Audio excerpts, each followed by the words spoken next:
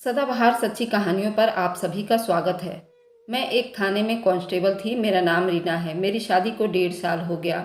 मेरा 6 महीने का एक बेटा भी है। पिछले कुछ दिनों से बीमार भी था। मैं उसे उसकी नानी के पास छोड़कर आती थी, मगर उसकी तबीयत संभलने में नहीं आ रही थी।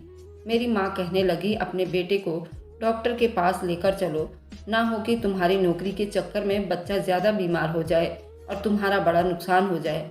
मैं अपनी मम्मी की बात सुनकर घबरा गई थी, इसलिए थाने से छुट्टी ले ली। मगर मेरे बेटे की तबीयत ज़्यादा बिगड़ गई थी। जब ही तो वह ठीक नहीं हो रहा था, 3 दिन में उसकी हाजिर गुजारी में लगी रही थी, भगवान से प्रार्थना कर रही थी और उसके लिए क्या कुछ नहीं किया था। मैंने आखिरकार, भगवान ने मेरी सुन ही ली थी। मेरा बच्चा ठीक हो गया था। मैं वापस ड्यूटी पर आ गई थी।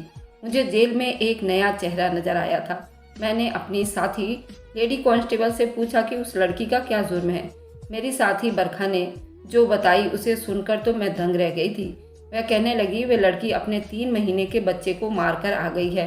ये शब्द मेरे लिए बर्दाश्त करना मुश्किल था। मेरे सामने उसी टाइम एक ऐसी लड़की थी जो इंसान कहलाने लायक भी नहीं थी। उसकी उम्र लगभग कोई 21-22 साल, चेहरे पर मासूमियत फैली हुई थी। मैं बोली, तुमने अपने बच्चे को क्यों मारा? उसने मेरी बात पर अनसुनी कर दी थी और उदास निगाहों से अपने यहाँ वहाँ देख रही थी। मैंने बरखा से पूछा, इसका जुर्म साबित हुआ कि नहीं? बरखा ने हाँ में सिर हिलाया था और कहने लगी, उसे पूरे मोहल्ले ने रंगे हाथों पकड़ा है। मेरा दिल बदल गया था। तब मैंने खुद से वादा किया था, मैं इस औरत को सज़ा दिलवाकर ही रहूँगी। मुझे अपने बेटे से बहुत मोहब्बत थी। जब मैंने दूसरे बच्चे की ऐसी दर्दनाक मौत के बारे में सुना तो मेरा दिल चीरता हुआ महसूस हुआ।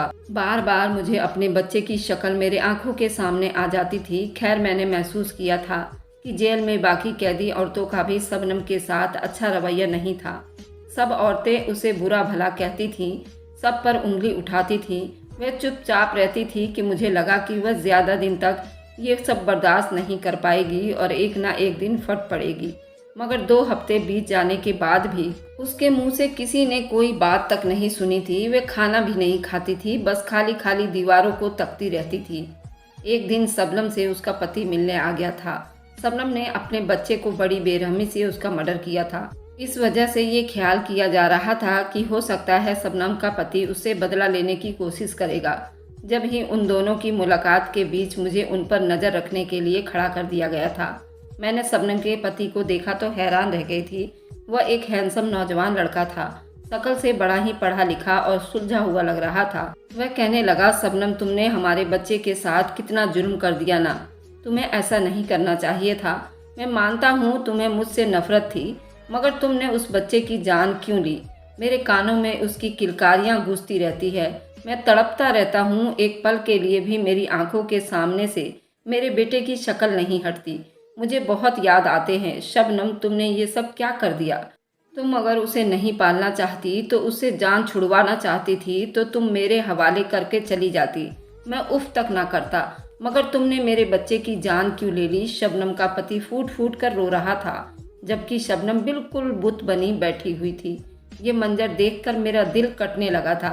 फिर उसका पति बोला, मैं जानता हूँ तुम मोहल्ले के अतुल को पसंद करती हो। उसी की वजह से तुमने अपने बच्चे को मारा था कि मैं फिर तुम्हें डिवोर्स दे दूं और तुम उससे शादी कर लो। मगर तुम्हें ये पता कहाँ था कि वह तुम्हें फिर भी मिल नहीं पाएगा। तुम जेल की सलाखों के पीछे चली जाओगी। अब मुझे बताओ, मैं क्या करूं? मैं कहाँ जाऊं? तुमने तो अपने इश्क के आग में मेरा हंसता खेलता घर उजाड़ कर रख दिया। तुमने मेरा बच्चा मार दिया और तुम अब जेल में बैठी हो, और मुझसे तो मेरा बच्चा और पत्नी दोनों ही छिन गए हैं ना। तो मैं अकेला रह गया हूँ। मेरा दिल बहुत उदास रहता है। शबनम इतनी सारी बात सुनने के बाद भी बिल्कुल चुप थी और कुछ नहीं बोलती थी, जबकि उसका पति ऐसे ही उदासी बातें करता रहा और फिर 1 घंटे के बाद उठकर चला गया।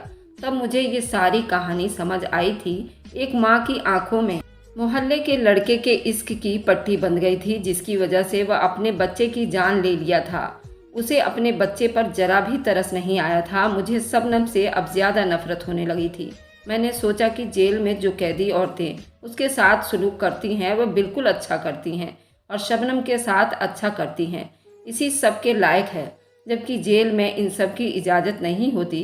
हमारी ड्यूटी यही होती है, अगर जेल में किसी तरह की बदतमीजी किसी के साथ हो रही हो तो उसे रोका जाए, कैदियों को आपस में लड़ने ना दिया जाए। लेकिन अब मैं शबनम के मामले में बिल्कुल चुप हो गई थी। 2-3 दफ़ा मेरे ही सामने शबनम के साथ कैदी औरतें लड़ने लगी थी, मगर मैंने उन्हें रोकने की कोशिश नहीं की थी। 1-2 औरतों ने तो शबनम की दुर्गति भी बना दी थी, मगर मैं देखती रह गई थी और खड़ी रहती थी। ये सब देखकर मुझे सुकून मिलता था। खैर, काफ़ी दिन बीत गए थे। शबनम भी थक चुकी थी, चुप रहती थी। एक दिन शबनम की मुलाकात करने के लिए एक बड़ी उम्र की औरत आई थी। मैं बहुत हैरान हुई कि अब उससे मिलने कौन आया। उसके बाद कोई भी उससे मिलने नहीं आया था। तो मुझे पता चला कि आज शबनम की माँ उससे मिलने के लिए आई है। मैं ये सोचने लगी, आज से पहले उसकी माँ कहाँ थी? वह अपनी बेटी से मिलने क्यों नहीं आई? खैर, शबनम की माँ अपनी बेटी से मुलाकात करके वापस जाने लगी तो मुझे देखकर रुक गई और कहने लगी, मेरी बेटी का ख्याल किया करो, बहुत मासूम है, उसके साथ बहुत बड़ी ज्यादती हुई है। अब जेल में और औरतें भी उसे मारती पीटती हैं। इस बेचारी की तो कोई जिंदगी ही नहीं रही। तुम मेरी बेटी की हिफाजत करना, मैं भगवान से तुम्हारे लिए प्रार्थना करूंगी। मैं माथे पर बल डालकर बोली, अगर तेरी बच्ची इतनी ही मासूम होती तो अपने बेटे को ना मारती। अपने आशिक के पीछे ये बात सुनकर शबनम की मम्मी के आंखों में आंसू आ गए थे। वह कहने लगी, इतना बड़ा इल्ज़ाम मेरी बेटी पर, उसका तो कोई आशिक भी नहीं है। उसके पति ने ही अपने बेटे को मारा है। मैंने नाम में सिर हिलाया था और बोली, इतनी पहचान तो मुझे इंसान की है कि उसने अपने बेटे को मारा है। यही औरत मुजरिम है।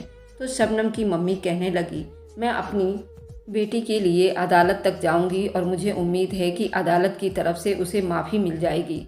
फिर मुझे बताओ कि तुम क्या करोगी? मेरी बेकसूर बच्ची जब तक यहाँ है तुम उसकी हिफाजत करोगी।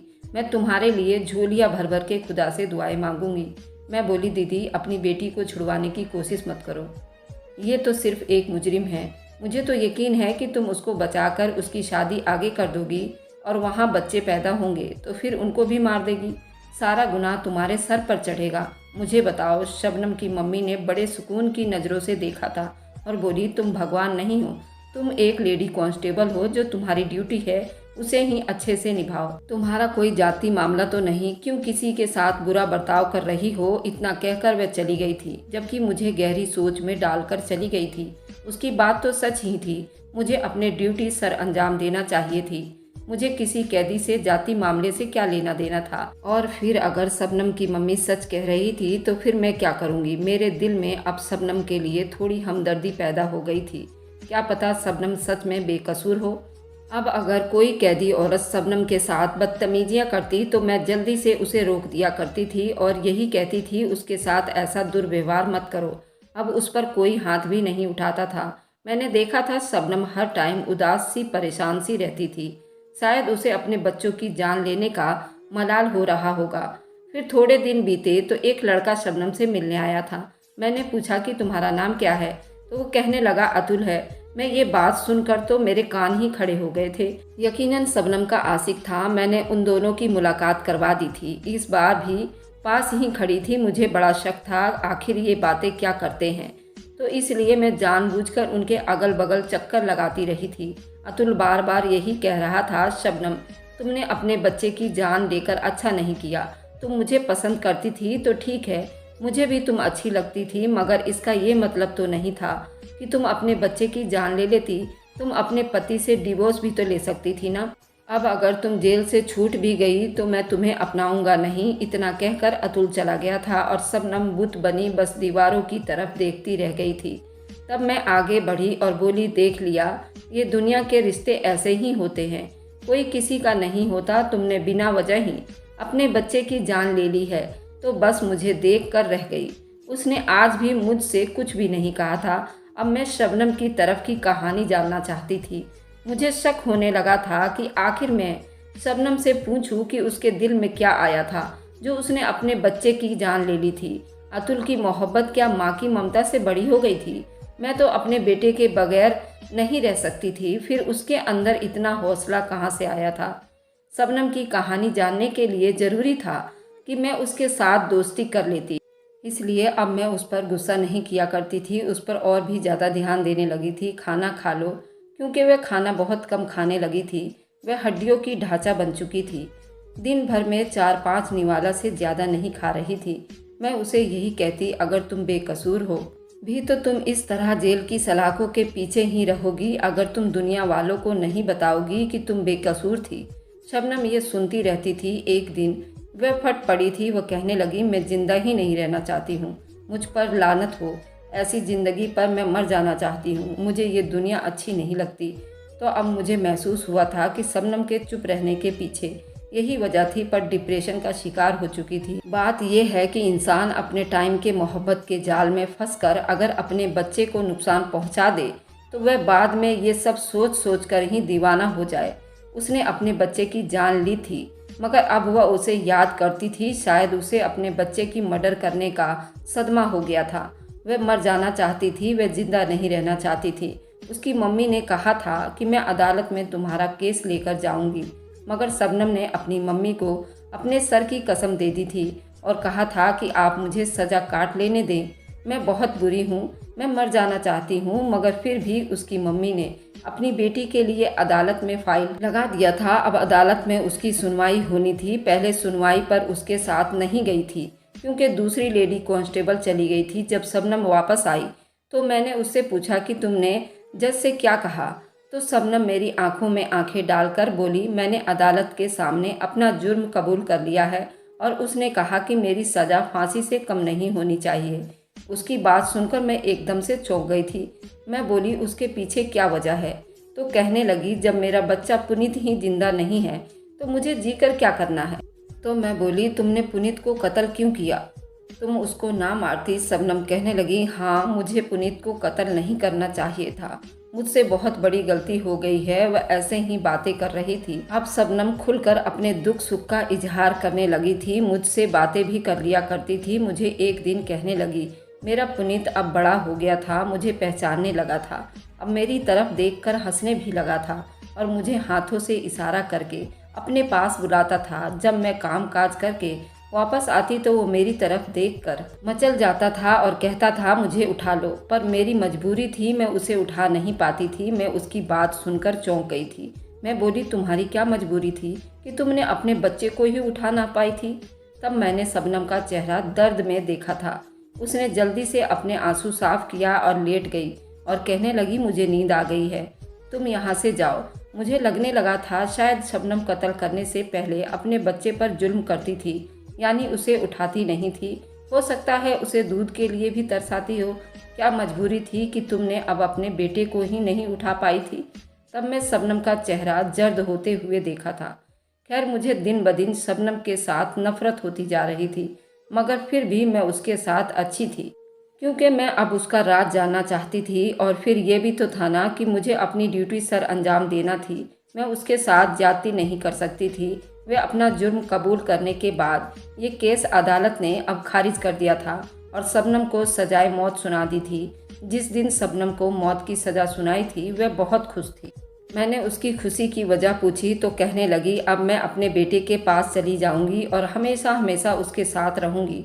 अब तो मैं उसे उठा भी लिया करूंगी, मैं उसके खूब लाड नखरे उठाया करूंगी। तो मैं बोली, इस दुनिया में तुम्हें अतुल की मोहब्बत ने इस तरह अंधा कर दिया था कि तुमने अपने बच्चे का ख्याल नहीं रख पाई। तुम्हें क्या लगता है इतना पाप करने के बाद भगवान तुम दोनों को मिला देगा? तो उसने कंधे उचकाते हुए कहने लगी, मुझे मालूम है कि आगे मेरे साथ क्या होगा, मगर मेरी यही प्रार्थना है कि अगले जन्म में मेरा बेटा मिल जाएगा। खैर, शबनम को हाई कोर्ट ने सजाए मौत सुना दी थी। उसके बाद शबनम की मां ने सुप्रीम कोर्ट में उसकी अर्जी लगा दी थी। इस बात पर शबनम आग बबूला हो गई थी। जब उसकी मम्मी उससे मिलने आई तो वह अपनी मम्मी से लड़ती झगड़ती रह गई थी। कहने लगी, आपने ऐसा क्यों किया? आपने मेरे लिए अदालत का दरवाज़ा क्यों खटखटाया? मैं जीना नहीं चाहती हूँ, अपने बेटे के पास चली जाऊंगी और आप हैं कि बहाने बहाने से मेरी सज़ा माफ़ करवाने के चक्कर में है। मम्मी, आप मुझे जाने दीजिए, मैं जिंदा नहीं रहना चाहती हूँ। शबनम की माँ कहने लगी, तुम्हें मेरे सर की कसम है, इस बार तुम अदालत में झूठ नहीं बोलोगी। तुम पर जो बीता है तुम वो एक एक शब्द सच बताओगी। शबनम बस खाली खाली नज़रों से अपनी माँ को देख रही थी। खैर, कुछ दिन बीते। उसके बाद सुप्रीम कोर्ट में उसकी सुनवाई थी। इस बार शबनम के साथ मेरी ड्यूटी लगाई गई थी और दूसरे लेडी कांस्टेबल भी थी। शबनम को अदालत पहुंचा दिया गया था। सुप्रीम कोर्ट के जज ने शबनम को देखा तो पूरा नाम से बुलाया। शबनम अभी भी यही कह रही थी कि उसने ये जुर्म किया है। जज ने शबनम का मेडिकल करवाने के ऑर्डर की थी। उसने कहा कि शबनम के मेडिकल रिपोर्ट मुझे चाहिए। अदालत ने अगली तारीख दे दिया था। मैं शबनम को लेकर वापस आ गई थी और उसका मेडिकल करवाने की तैयारी करने लगी। मैंने शबनम से पूछा कि आखिर ऐसा क्या हो सकता है कि जज को तुम्हारी मेडिकल करवाने की ज़रूरत पड़ गई है। तब शबनम बोली, मुझे मालूम है, मैं ना ही अपना मेडिकल करवाना चाहती हूँ और ना ही ये चाहती थी कि मेरी सज़ा की माफ़ी मिले। मैं सिर्फ मर जाना चाहती हूँ। मुझे जीना अच्छा नहीं लगता। मैं बोली, तुम जिंदगी से इस तरह क्यों मायूस हो चुकी हो, मुझे कुछ तो बताओ। शबनम कहने लगी, मैंने अपनी ज़िंदगी में बड़ी परेशानियाँ झेली है, मैं बहुत कुछ सहा है, इसलिए मैं मर जाना चाहती हूँ। मैंने कहा, हमारे थाने में कई ऐसे केस हैं जिसमें कातिल भी अपनी सज़ा माफ़ी के लिए तड़प रहा होता है और वह चाहता है कि उसे माफ़ी मिल जाए, उसे एक मौका दे दिया जाए। फिर तुम क्यों जीना नहीं चाहती? वह रोने लगी थी। बोली, मेरी उम्र अभी कम है, मैं यहाँ से छूट गई तो शायद मेरे माँ बाप मेरी फिर से शादी कर देंगे। शादी नहीं करना चाहती, मुझे मर्द जात से सख्त नफरत है। मैं बोली, अच्छा ऐसा क्यों है? तो कहने लगी, कुछ साल पहले मेरी शादी हुई थी। मेरा पति अब्बास एक अच्छा इंसान था। हम दोनों एक दूसरे का ख्याल रखा करते थे। वह मुझ पर जान निछावर करता था।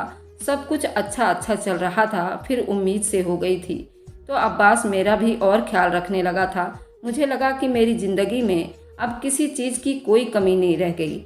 अब हमारे पास हर चीज़ थी, लेकिन फिर हमारी ज़िंदगी में एक तीसरा आदमी आ चुका था जिसकी वजह से हमारा सुकून चैन सब कुछ खराब हो गया था। मैं चौंक गई थी। मुझे लगा शायद शबनम अभी अतुल का नाम ले लेगी, क्योंकि अब्बास और शबनम की ज़िंदगी में अतुल ही तो आया था ना। लेकिन वह बोली, हमारी ज़िंदगी में निशा आ गई थी।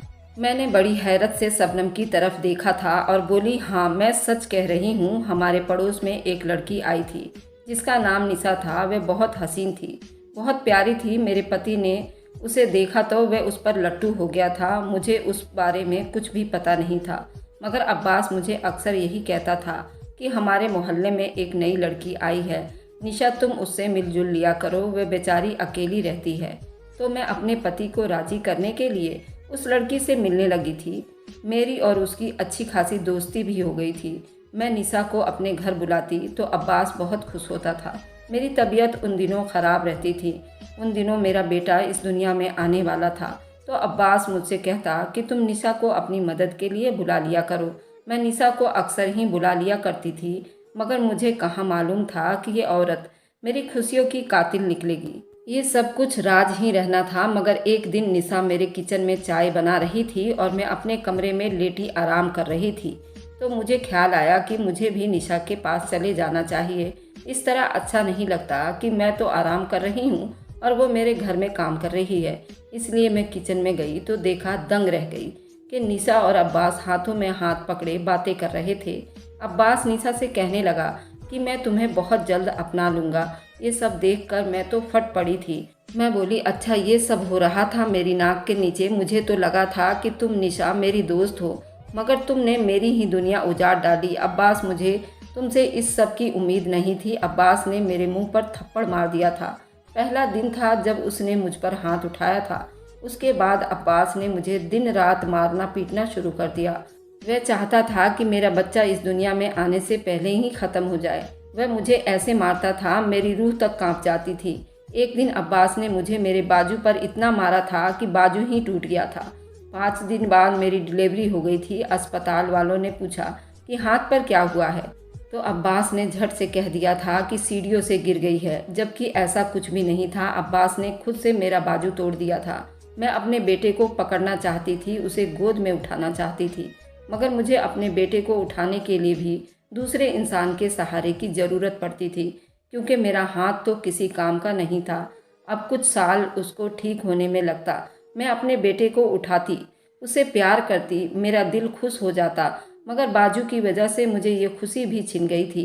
अब्बास सुबह शाम मुझे यही कहता था कि तुम मुझे दूसरी शादी के लिए इजाज़त दे दो, मगर मैं उसे इजाज़त नहीं दी थी, क्योंकि मुझे पता था कि अगर मेरे पति ने दूसरी शादी कर ली तो मेरा और बुरा हाल कर देगा। वह तो अभी मेरा दुश्मन बना हुआ है। अगर दूसरी पत्नी ले आया तो मेरे साथ और क्या सलूक करेगा। बस यही सोचकर सब कुछ बर्दाश्त करती रही। मैं तो अपने माँ से भी अपने पति की शिकायत नहीं की थी। अब्बास बहाने बहाने से मुझे मारता रहता था, कभी कहता था कि खाने में नमक ज़्यादा हो गया है, लेकिन कभी ऐसा कुछ भी नहीं होता था। मुझे अपने बच्चे से मोहब्बत बहुत थी। मुझे यही लगता था कि वह मेरी खुशियों का सहारा है, वह मेरी ज़िंदगी है। अब्बास आजकल बड़े गुस्से में रहने लगा था। वह हर टाइम मुझे मारने को दौड़ता था। एक दिन अब्बास मेरे पास आया और कहने लगा, शबनम तुम मेरे दिल से उतर गई हो। मैं तुम्हें अपनी नज़रों के सामने बिल्कुल नहीं देखना चाहता, मगर तुम्हें बस अपने बच्चे की वजह से बर्दाश्त करता हूँ, क्योंकि वह तुम्हारे साथ बहुत अटैच है।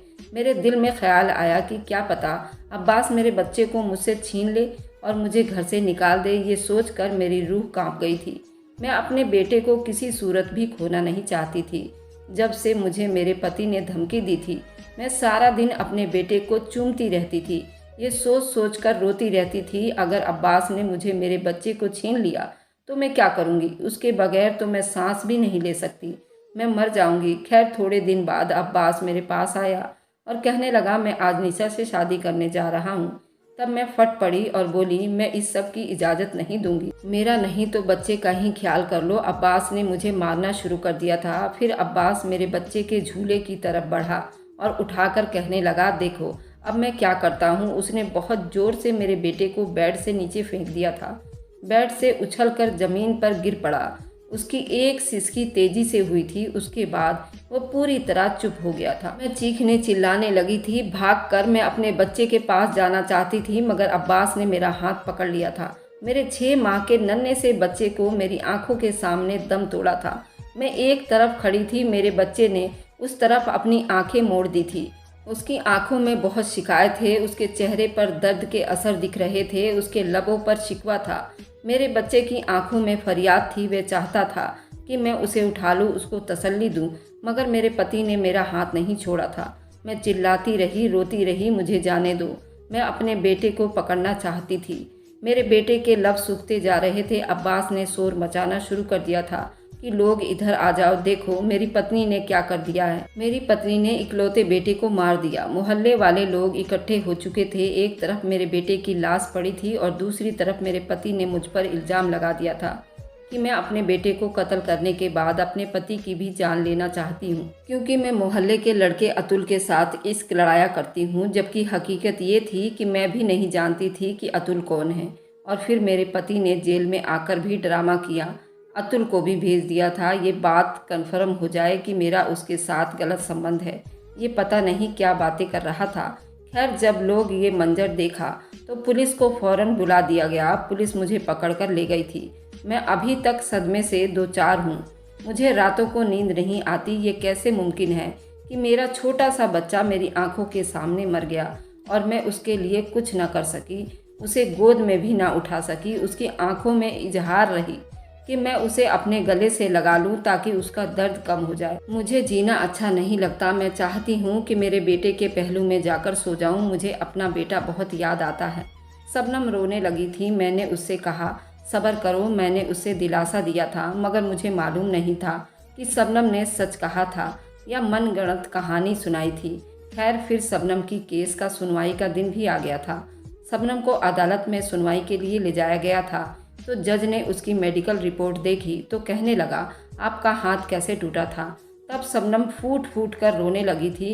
उसने सारी दास्तां सुना दी। मेडिकल रिपोर्ट में ये साबित हो चुका था कि शबनम पर बड़े दिन तक उस पर बहुत अत्याचार होता रहा था। उसके जिस्म की कई हड्डियां टूट चुकी थी। उसके जिस्म पर जख्मों के निशान थे, मगर ये सब कुछ छुपाकर बैठी हुई थी। वह मर जाना चाहती थी। उसका बेटा जो मर गया था, मैं शबनम को ही कसूरवार समझती रही थी, मगर बेचारी तो बेकसूर निकली थी। अब मुझे अपने रवैये पर अफसोस हो रहा था। खैर थोड़े दिन बाद अदालत की सुनवाई फिर से हुई और उसके बाद अदालत ने फैसला किया कि शबनम बेकसूर है और उसे बाइज्जत बरी कर दिया गया था, जब जेल की सलाखों से निकलकर अपने घर जा चुकी थी। जबकि अब्बास को पुलिस ने पकड़ लिया और उसे सजाए मौत सुना दी गई। शबनम अब भी अपने बेटे को याद करके बहुत रोती थी। मुझे मालूम है उसके साथ बहुत जुल्म हुआ था। मैं तो उसके लिए प्रार्थना करती रहती हूँ भगवान से दोस्तों, ये थी आज की कहानी। पसंद आए तो लाइक एंड शेयर कीजिएगा।